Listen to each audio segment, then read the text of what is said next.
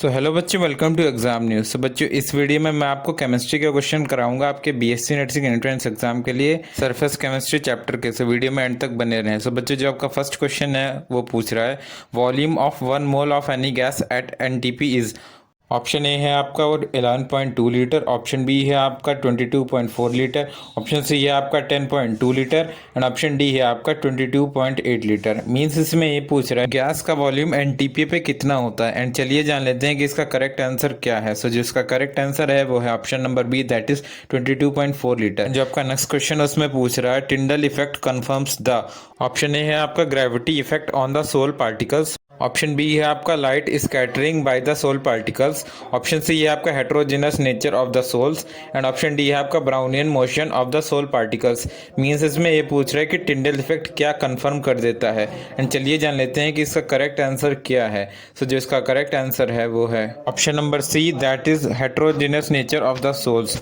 Means जो आपका Tyndall effect है वो हेट्रोजिनस नेचर ऑफ सोल्स को कंफर्म करता है। एंड जो आपका नेक्स्ट क्वेश्चन है उसमें पूछ रहा है which one of the following is a lyophilic colloid. Option A है आपका मिल्क, ऑप्शन बी है आपका गम, ऑप्शन सी है आपका फॉग एंड ऑप्शन डी है आपका ब्लड। मीन्स इसमें ये पूछ रहा है कि कौन सा ऑप्शन है जो एलायोफिलिक कोलाइड है। एंड चलिए जान लेते हैं कि इसका करेक्ट आंसर क्या है। सो जो इसका करेक्ट आंसर है वो है option number B, that is gum. Means जो आपका गम होता है वो एक एलायोफिलिक कोलाइड होता है। एंड जो आपका नेक्स्ट क्वेश्चन है उसमें पूछ रहा है which of the following is not correct for enzyme catalysis. Option A है आपका the enzyme activity is maximum at optimum pH which is between 5 to 7, option B है आपका each enzyme is specific for a given reaction, option C है आपका the favourable temperature range of enzyme activity is between 25 to 37 degree Celsius and option D है आपका the enzymatic activity is increased in the presence of certain substances called coenzymes. Means इसमें ये पूछ रहा है कि कौन सा ऑप्शन है जो एंजाइम कैटालिसिस के लिए गलत है। एंड चलिए जान लेते हैं कि इसका करेक्ट आंसर क्या है। सो जो इसका करेक्ट आंसर है वो है option number C, that is the favourable temperature range of enzyme activity is between 25 to 37 degree Celsius. Means जो आपका एंजाइम एक्टिविटी का जो टेम्परेचर होना चाहिए वो 25 से 37 डिग्री सेल्सियस के बीच होना चाहिए। ये आपका ऑप्शन गलत है। एंड जो आपका नेक्स्ट क्वेश्चन है उसमें पूछ रहा है presence of traces of arsenious oxide in the reacting gases SO2 and O2 in the presence of platinized asbestos in contact process act as। Option A है आपका कैटालिटिक प्रमोटर, ऑप्शन बी है आपका catalytic poison, option C है आपका dehydrating agent and option D है आपका drying agent. Means इसमें ये पूछ रहा है कि जो आर्सेनियस ऑक्साइड है उसकी प्रेजेंस SO2 एंड O2 की रिएक्शन में क्या काम करती है। एंड चलिए जान लेते हैं कि इसका करेक्ट आंसर क्या है। तो जो इसका करेक्ट आंसर है वो है option number B, that is catalytic poison. Means आपकी जो आर्सेनियस ऑक्साइड की प्रेजेंस है वो इस पर्टिकुलर रिएक्शन में कैटालिटिक पॉइजन का काम करती है। एंड जो आपका नेक्स्ट क्वेश्चन है उसमें पूछ रहा है shape selective catalysis is a reaction catalysed by. Option A है आपका जियोलाइट, ऑप्शन बी है आपका एंजाइम्स, ऑप्शन सी है आपका प्लेटिनम एंड ऑप्शन डी है आपका जिंगलर नेटा कैटलिस्ट।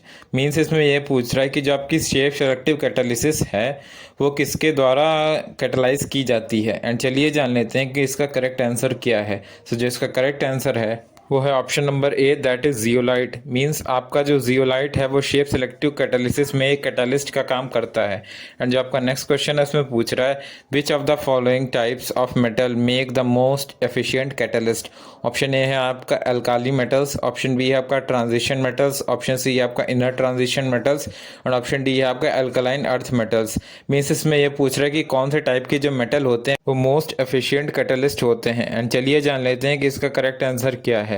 तो जो इसका करेक्ट आंसर है वो है option number B, that is transition metals. Means जो आपके ट्रांजिशन मेटल्स होते हैं डी एंड एफ ब्लॉक के, उन्हीं को कहते हैं हम मोस्ट एफिशिएंट कैटालिस्ट। एंड जो आपका नेक्स्ट क्वेश्चन है उसमें पूछ रहा है the oxide of nitrogen which acts as a catalyst in a lead chamber process. Option A है आपका NO, ऑप्शन बी है आपका NO2, ऑप्शन सी है आपका N2O4 और ऑप्शन डी है आपका H2O5। मीन्स इसमें ये पूछ रहा है कि जो नाइट्रोजन का कौन सा ऑक्साइड है जो कैटालिस्ट का काम करता है लेड चैम्बर प्रोसेस में। एंड चलिए जान लेते हैं कि इसका करेक्ट आंसर क्या है। सो जो इसका करेक्ट आंसर है वो ऑप्शन नंबर ए है, that is nitrogen oxide NO। Means आपका जो नाइट्रोजन ऑक्साइड है वो आपका कैटलिस्ट का काम करता है लेड चैम्बर प्रोसेस में। एंड नेक्स्ट क्वेश्चन में आपसे पूछ रहा है the activity of an enzyme becomes ineffective. Option A है आपका at low temperature, option B है आपका at atmospheric pressure, option C है आपका at high temperature and option D है आपका इन एक्वस मीडियम। मीन्स इसमें ये पूछ रहा है कि जो एंजाइम की एक्टिविटी है वो कब इनएफेक्टिव हो जाती है। एंड चलिए जान लेते हैं कि इसका करेक्ट आंसर क्या है। सो जो इसका करेक्ट आंसर है वो ऑप्शन नंबर सी है, that is eight high temperature. Means आपका जो हाई टेम्परेचर है वो इनएफेक्टिव कर देता है एंजाइम के एक्शन को।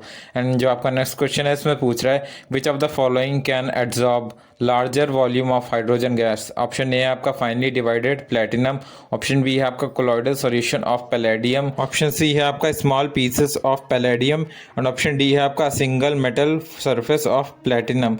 मीन्स इसमें ये पूछ रहा है कि कौन सा ऑप्शन है जो larger volume of hydrogen gas को एब्जॉर्ब कर लेगा। एंड चलिए जान लेते हैं कि इसका करेक्ट आंसर क्या है। सो जो इसका करेक्ट आंसर है वो ऑप्शन नंबर बी है, that is colloidal solution of palladium. And जो आपका नेक्स्ट क्वेश्चन है इसमें पूछ रहा है which of the following gases present in a polluted area will be absorbed most easily on the charcoal gas mask. Option A है आपका H2, option B है आपका O2, ऑप्शन सी है आपका N2 एंड ऑप्शन डी है आपका SO2।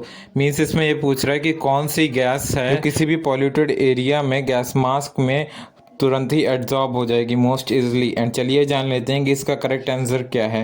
तो जो इसका करेक्ट आंसर है वो है option number D, that is SO2। Means जो आपका SO2 या सल्फर डाइऑक्साइड है वो सबसे जल्दी एब्जॉर्ब हो जाएगी चारकोल गैस मास्क पे किसी भी पॉल्यूटेड एरिया में। एंड जो आपका नेक्स्ट क्वेश्चन है इसमें पूछ रहा है which kind of catalysis can be explained on the basis of absorption theory.